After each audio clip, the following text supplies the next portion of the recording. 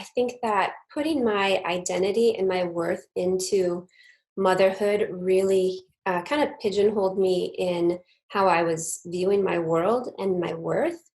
And as soon as I got the world of motherhood and it didn't validate my identity, it didn't make me feel more loved or purposeful or worthy, I thought, I've made a giant mistake.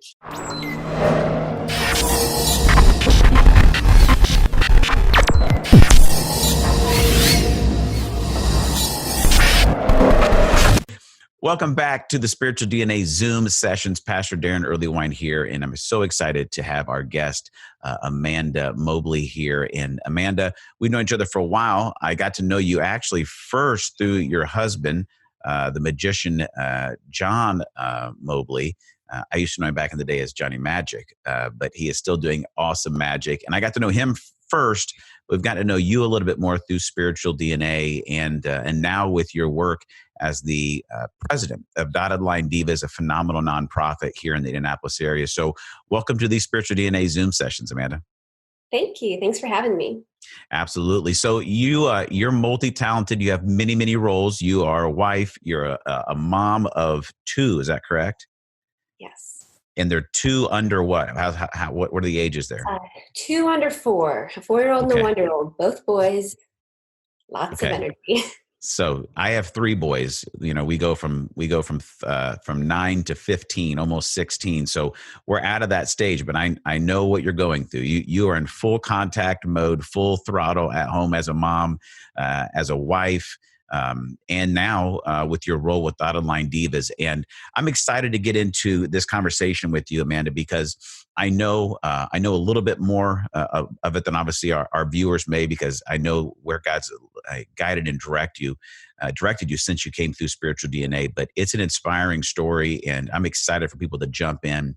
And so why don't we just start? I know that we talk a lot about at Blackbird and at Spiritual DNA that we know that all of us want our life to matter. We want to make a difference. And so that's because God has created us on purpose and for a purpose. And so that's in hardwired within our DNA that He's created us for significance and to accomplish things. So I guess take us back to when you first signed up for Spiritual DNA. Did you come to the live event and to take the online course? Were you seeking a greater sense of life meaning? Kind of where were you at when you interacted with the course first time? Yeah. Okay. So the first time I took the course, I was actually a few weeks from delivering our second child. It was back in February 7th, I think.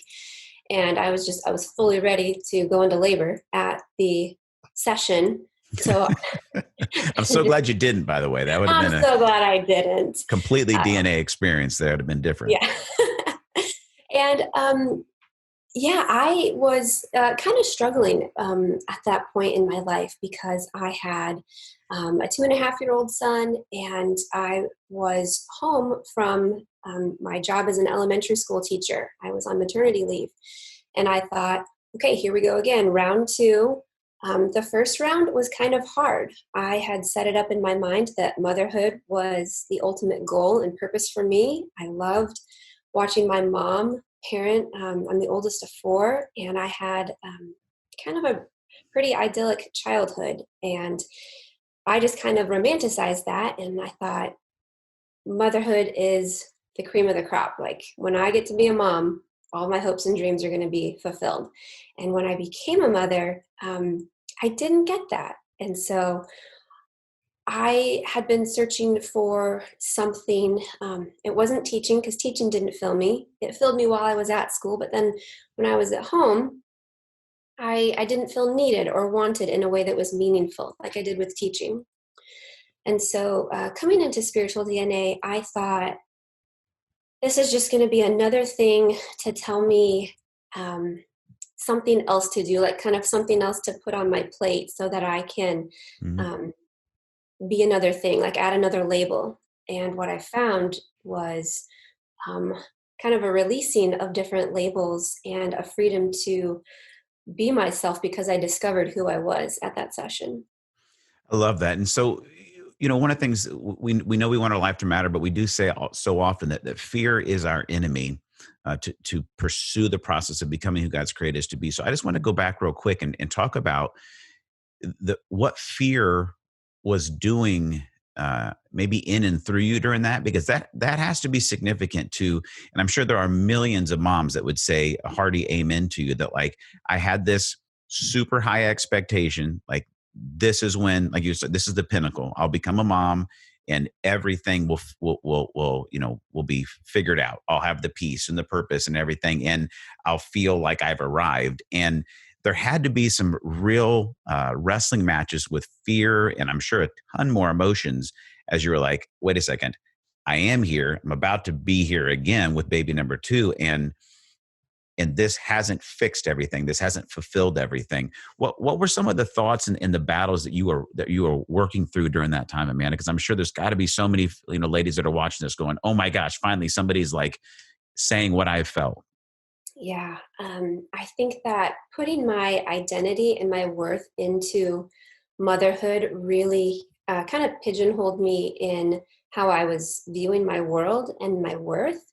And as soon as I got the world of motherhood and it didn't validate my identity, it didn't make me feel more loved or purposeful or worthy, I thought, I've made a giant mistake and now I'm stuck in this for the rest of my life. Hmm. And there's no way out of it. So I'm gonna run back to teaching and see if that fixes it. And when I ran back to teaching, it didn't fix it because I was again trying to find my identity in what I could do for others, and if I could be an engaging teacher, if I could create deep relationships with my students and have those cherished moments that everyone can point back to and say, like, I had this teacher and I'm different because of her. Um, when teaching was taken away and when that vision of motherhood didn't amount to what I thought it was going to be, the fear started to set in, and it was, you're going to be stuck at home forever. And your students are going to forget you. And your life and what you do is never going to be enough. It's just going to be a bunch of little things. And so I felt like I had to start searching for big things in my life. Like I was going to be an amazing stay-at-home mom who also taught my child. And I'm going to produce this brilliant, gifted, creative child, and that's going to be my contribution to the world. And that was also not happening, nor was it fulfilling me.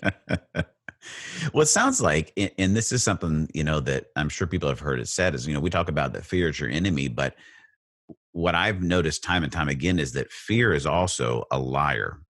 And so often within our understanding of stepping into who God's created us to be and stepping into our identity is one of the greatest ways that fear, and I'm going to put a name to fear, which is our enemy, right? Which is the devil. One of the basic ways and most powerful ways he attacks us is him bringing lies against our identity. Like you were saying, like, you're stuck here. You're about small things. Like these are, identity type. You're going to be forgotten. The kids aren't going to remember you. Like this is an attack on your identity to keep you stuck. And if you're watching this right now and you're like, oh my gosh, I've been there as well. That's why we really feel like there's such a power in beginning to understand who God's created you to be through your spiritual DNA, because then you can come back and instead of dealing with negative emotions and fear and these lies, you have something to come back to as far as a baseline and say, no, this is true about me because who God has created me to be. And so how did what you learned in spiritual DNA begin to give you a more of a bedrock to move out of those lies, Amanda? Yeah, the first thing that I recognized through going through spiritual DNA was that I thought I had to be a certain way as a mother. I Hmm. thought I had to show up a certain way on play dates, and how I planned my day and what I accomplished throughout my day. And so I'm an Enneagram 2 with a 1 wing, and that striving for perfection and striving to have those deep relationships, when those weren't satisfied, um, again, I kind of went back to, okay, I'm not trying hard enough, which means I'm not good enough, which means my worth is very small. And one of the foundational things that you talked about in spiritual DNA was that triangle of God, us, and others, and how that God is for us, and that He's a good father, and that He wants to have a relationship with, not based on what we can do with Him, but just based on who we are, and as we are created rather, and that there's nothing that we could say or do to make Him love us and want us more. Mm. And even though I had heard that growing up in church, it didn't really take shape for me, because I was still living in that trap of mother. I call it a trap. Like, I called motherhood a trap for the longest time. Mm. And when I started to relate to God as my father, and that He was pleased with me no matter what, I started to release some of those performance ideas. Like, I had to be a certain way. And once I realized I don't have to be the person who reads their Bible every day and really just loves to read scripture and memorize it. I can be an enthusiast, and I can be a caregiver, and I can be a person who is all about experiences, and that doesn't make me less worthy in God's eyes. Mm. Yeah, you're talking a lot about there. We talk about in spiritual DNA that through this covenant relationship, it's a concept called the covenant triangle that I learned from Mike Green, a great teacher. That the covenant triangle that God invites us into, this covenant relationship, is a relationship where covenant means becoming one, right? He wants to become one with us, and the way that breaks out is that it starts up top of the triangle with the Father, and the first thing that gets developed in us, if you go down to I guess it's, I don't know which way people are seeing this as I'm reversed in my computer screen, but you move towards identity first, and that's brought by a relationship with Jesus through grace, but it's identity first, and out of identity then it flows across the bottom of the triangle to obedience.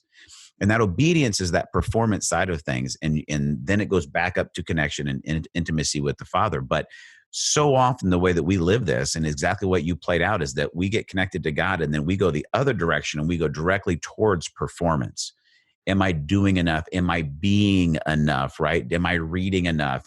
Do I look spiritual enough? We declare to ourselves what our identity is. And man, that is a trap. And whether it's motherhood, whether it's being a high-powered executive, a business owner, a successful artist. I mean, go whatever the role is.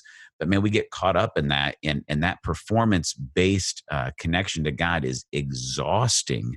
And when we get to that point to say, "Wow, I'm loved, I'm redeemed." I'm actually was created. And that's what I think I love spiritual DNA so much, is to realize that all of these things were created in you as God was creating you, right? Before you did anything, before you became a mom, before you were born, like, this is how your brain is hardwired. This is how His Spirit has brought you to life. Like, none of this was based on, all right, well, Amanda's been doing a pretty bang up job, we're going to give her some ability to make a difference in the world, right? Like, Right. just because He loved you and He gave you life. Second Peter tells us that we have been given everything we need for life and for godliness through our connection with Jesus. It's already in you. And Amanda, you mentioned in there some of your DNA, and I want to jump into this so we can kind of give folks the context of this, is in your results. And you're talking about how you found that it wasn't about this performance that had to look like someone else, but the way you connect with God. You're talking about your spiritual pathways there, which you're an enthusiast caregiver. And I'm going to run down your spiritual DNA results real quick, Amanda, and then we'll just kind of jump through them if that's okay. But we'll start with your fivefold ministry function, or your sense of calling, okay, which is you're an evangelist shepherd. The two words that we interchange for that sometimes is, as an evangelist, we can interchange that word for a connector, and as a shepherd, a nurturer.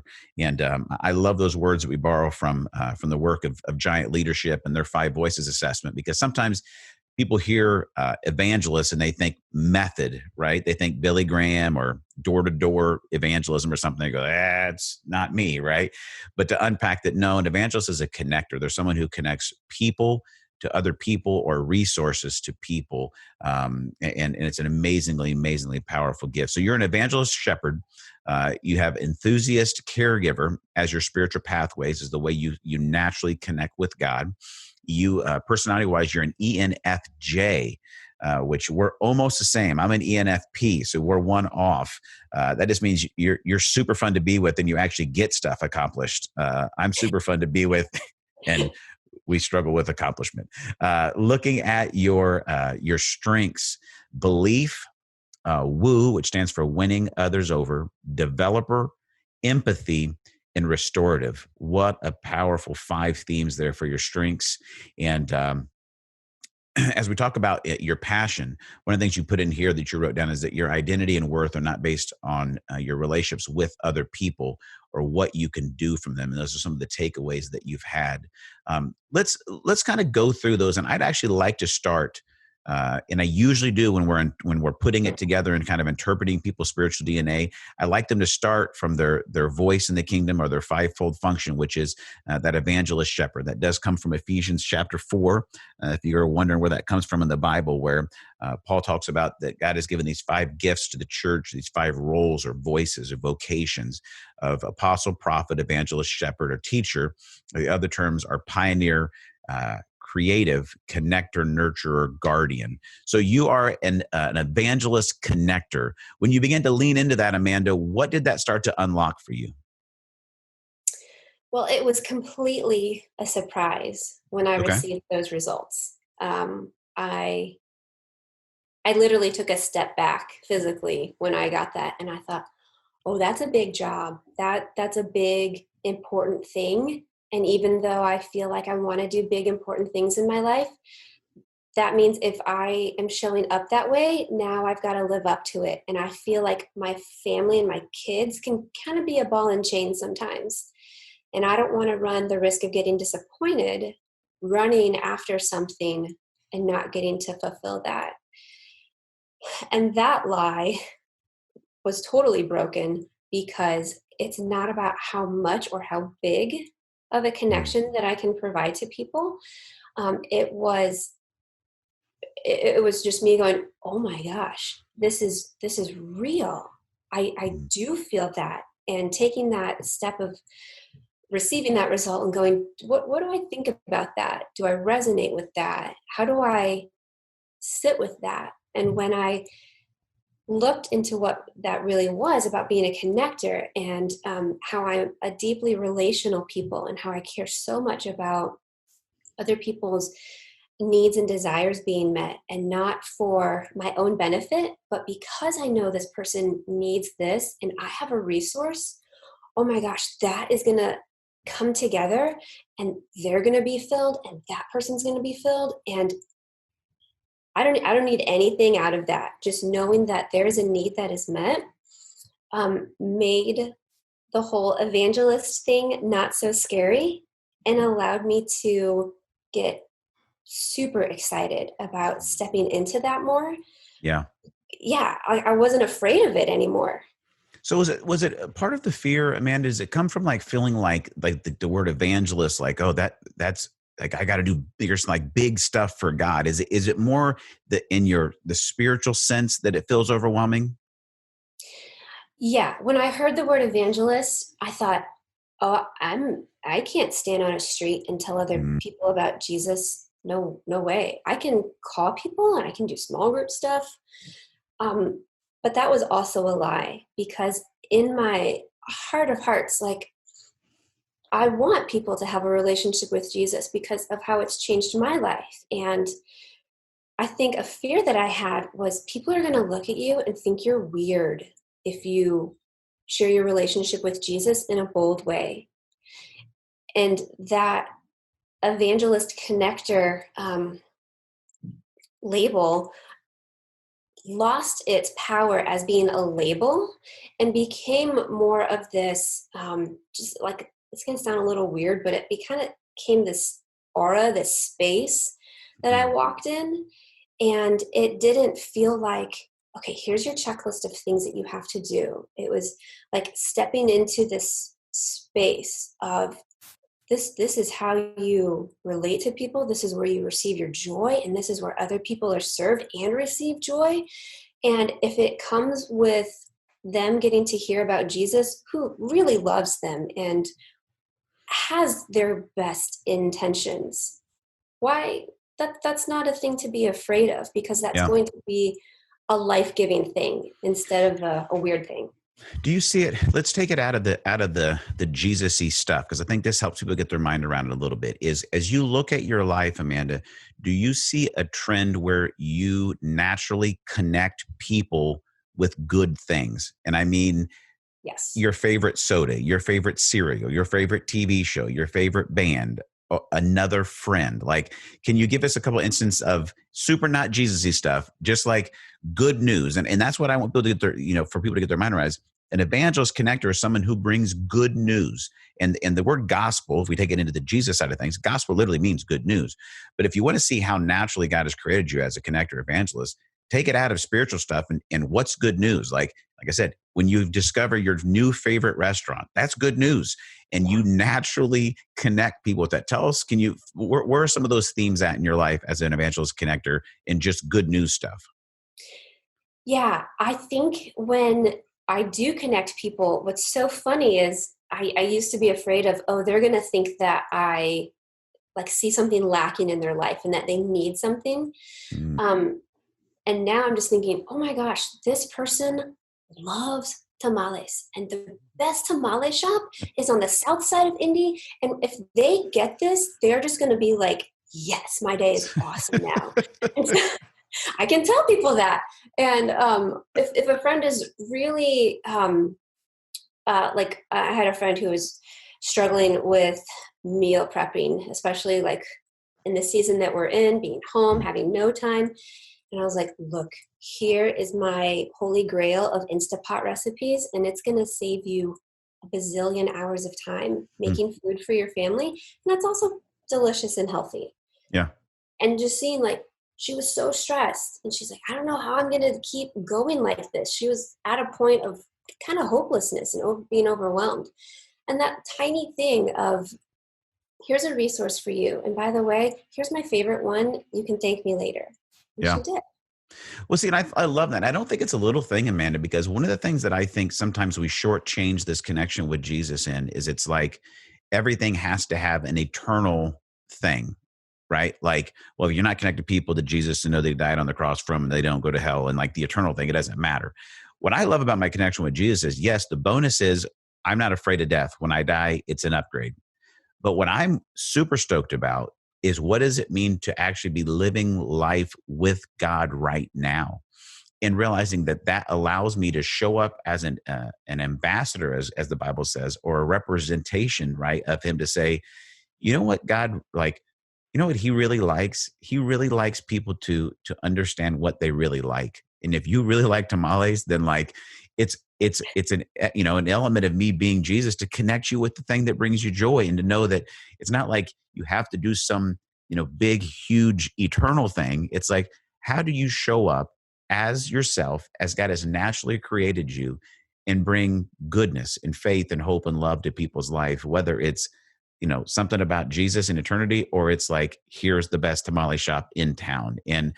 Uh, and I think, and I'd love to hear your thoughts on this, I mean, is I feel like when we know that we're not doing this just accidentally, but we're doing this on purpose because it's how God's created us, I feel like it brings more joy to the mundane than, you know, because I'm not an accident just sort of doing stuff, but I'm actually walking in my purpose. What's that look like for you?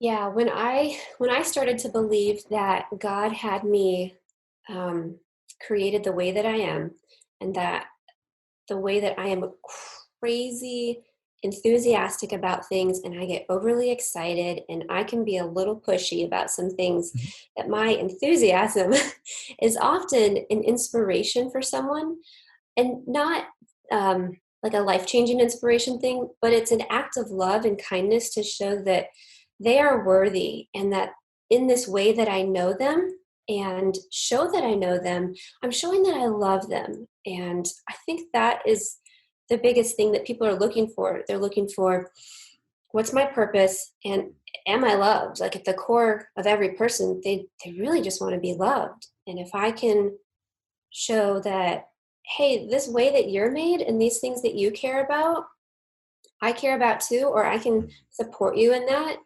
Um, I feel like that's just a tangible expression of love. Yeah.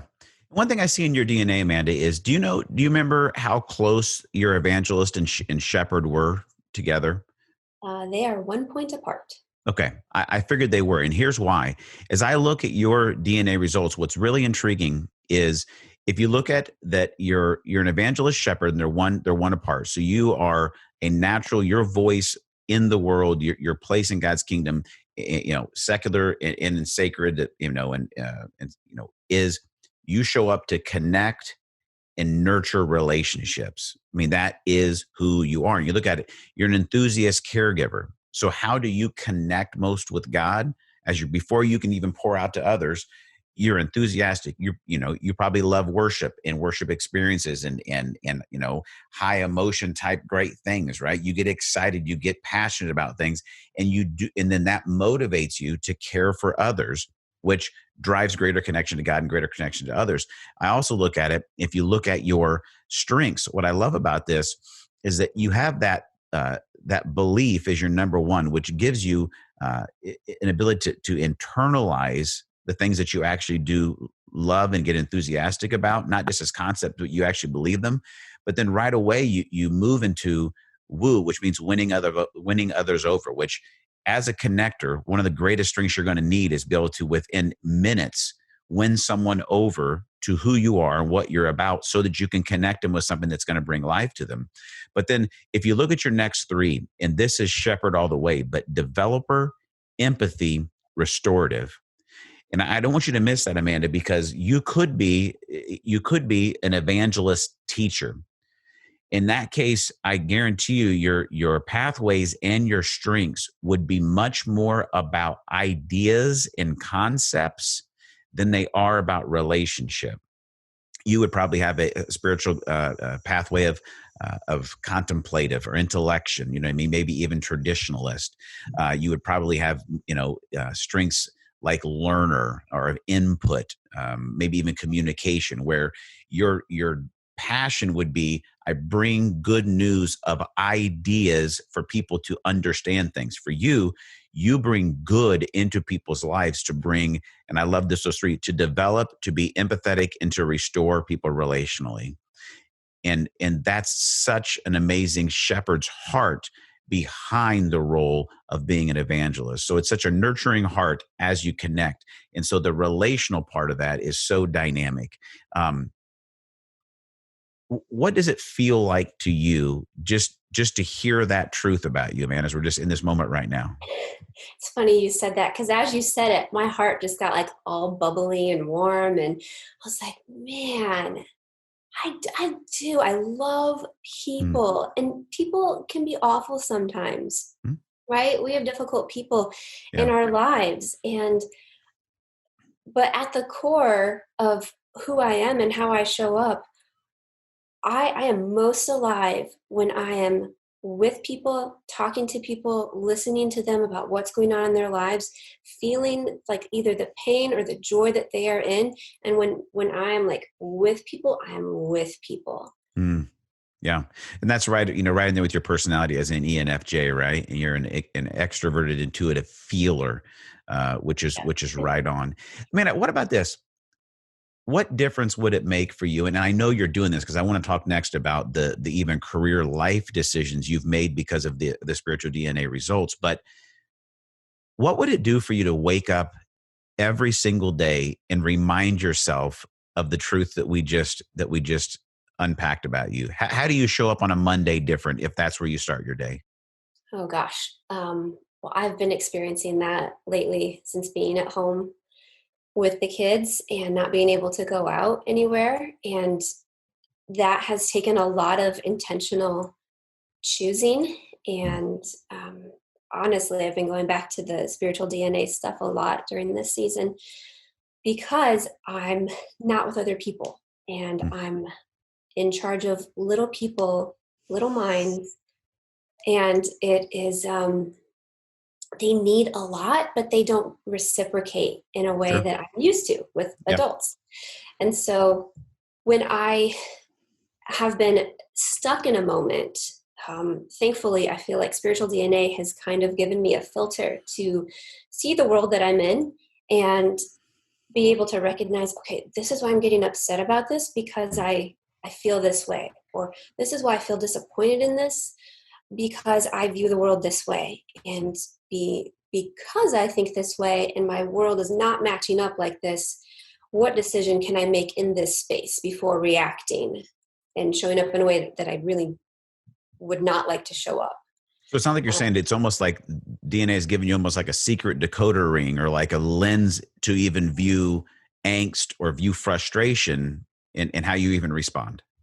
Yes, completely. It's, being able to have like super powered glasses in which Mm. I now see the world. And because I can see that and decode it in that way, I'm finding myself less likely to get tripped up in my old habits or Yeah. in my places of brokenness, because I'm pulling from these things that now help me step into my identity and walk in my strengths rather than getting stuck in a spiral of downhill thoughts. That's amazing. Let's talk about career changes because we said when we started that you are the president of Dotted Line Divas, which is a phenomenal nonprofit here in Indianapolis. And yeah, unpack that because when we started, you said you came through DNA. I'm moments away from being a mom of two. I'm not leading a nonprofit. Uh, how do you go from I don't know if I'm a teacher, stay at home mom, to like no, I'm going to step up and I'm actually going to become the president of a nonprofit. What gave you the courage and what was the process of stepping into that role, Amanda? Sure. So I was in a small group with the founder, Christina Huffines, and she was talking about how she wanted to take the nonprofit from where it was and move it into the next phase of its existence. And my developer was like, oh, I have so many ideas about this. Don't give her all the ideas. Listen to her heart first. And as she was talking about how she didn't feel like she had the supportive team behind her to accomplish this next phase, my heart was just like, oh, I want to help you. How can I volunteer? How can I get the word out about what you need? And she said, well, actually, I need a new president. And I went, okay, it's going to take a step back. I'm not presidential material. I'm a super great helper. But there was this weird stirring in me. And I got to give credit to Brandon Faust, who has a really great way of walking people through how to make decisions um, with what he's doing. And so I was talking to him about that, and he's like, well, is this a place in your life where you could see yourself serving? And I thought, well, yeah, I could see myself serving that. And he's like, well, what's stopping you from taking on a leadership role? And that question propelled me back to my spiritual DNA stuff. And I'm like, I love bringing people together. I love connecting a need. Okay. Why am I afraid here? And it was that whole identity and worth thing, that if I step into this leadership thing, which I don't feel like I'm equipped for, then what's my worth going to say about me? And so I prayed about it, and I said, you know what? I would love to help. Here's how and I brought a whole presentation to her. Like, here's how my strengths are going to help propel your nonprofit. And Yeah, she yeah. laughed, and she's like, I knew that you were going to be the person from the moment I started talking to you about this, because I could tell your heart for me and for other people was what we needed. Yeah. Tell us what because I this is going to be the icing on the cake is explain to our viewers what it is that Dotted Line Divas does so you can see exactly how an evangelist shepherd with developer empathy and restorative strength should be like, yes, that is my jam. So explain what Dotted Line Divas is all about. Right. Okay. So Dotted Line Divas.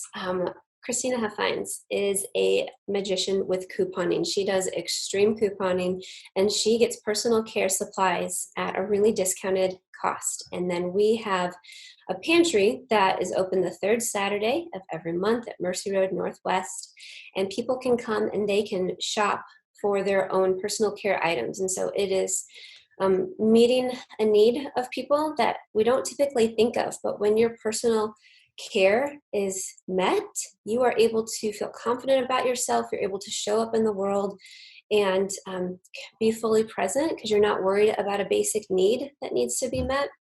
And you have dignity restored because you are the person who is going through and shopping and making your own choices. And it's not receiving a handout. And it is about relationships because when people come to the pantry, we want to get to know their story, who they are, what they're about, and not just to receive items. And so through that circle of meeting people, meeting a basic need, but then getting to know them, they have then come back and volunteered.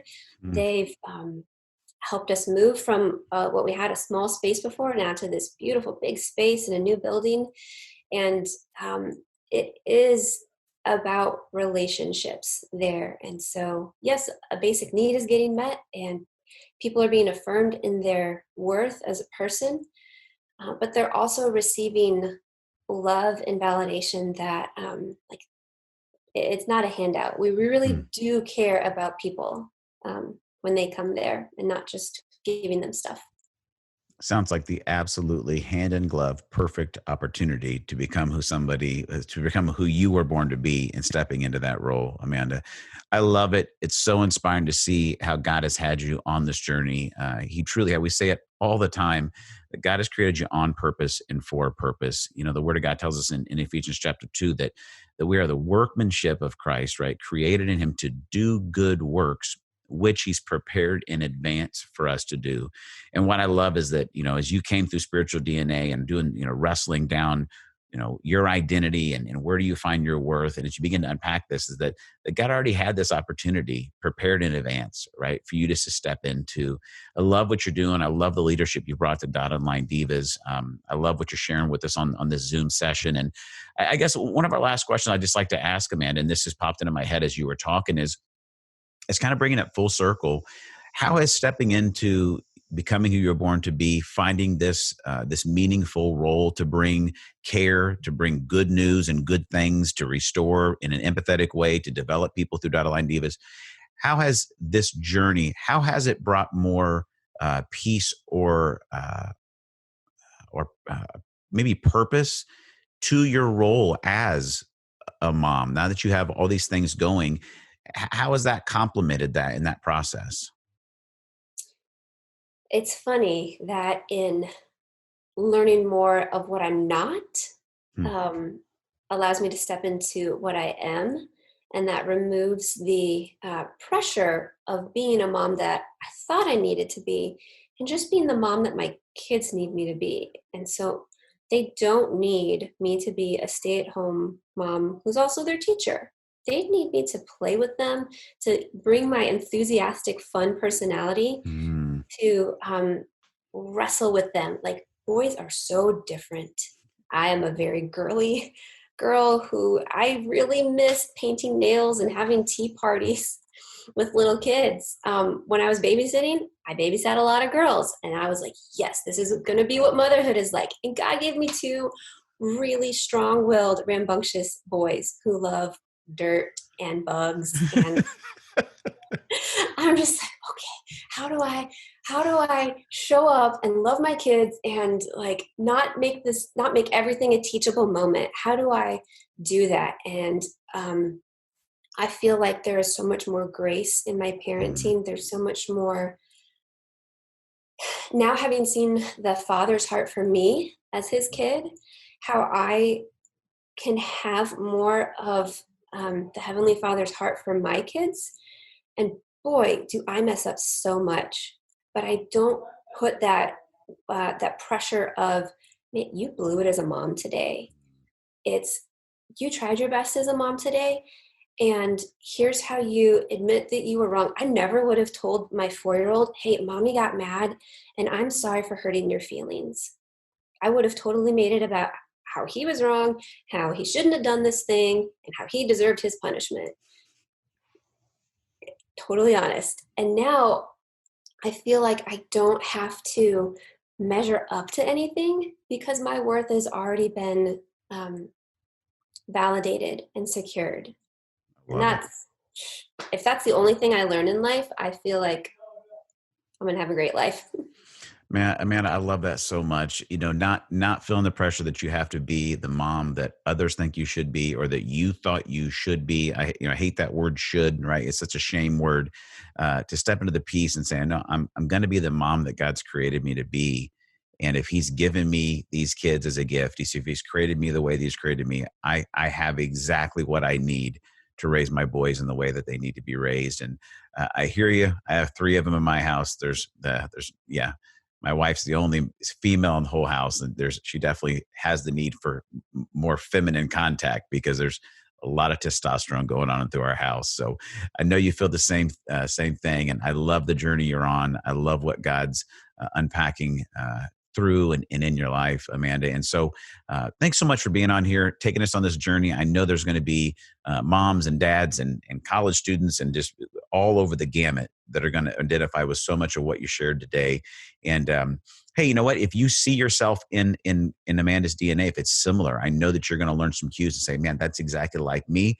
Or if we went through this and Amanda and her DNA couldn't be more polar opposite than you, there's a ton you can learn, because it's not just about us understanding who we are, but everything we do in following Jesus, right? I love what Alex McManus said when he said that the gospel always comes to us on its way to someone else. And so this process of what we learn about us, it's not just so we can receive, but it's so that we can bring it to other people and know how to love other people in the way they need to be loved. And so it's always an insightful process as well. And Amanda, I love it. Thank you guys so much for joining us. Thank you, Amanda. If you want more content like this, just head over to DaronEarlywine.com. You can check that out. If you're watching this Zoom and you say, "What's this spiritual DNA thing they're talking about?"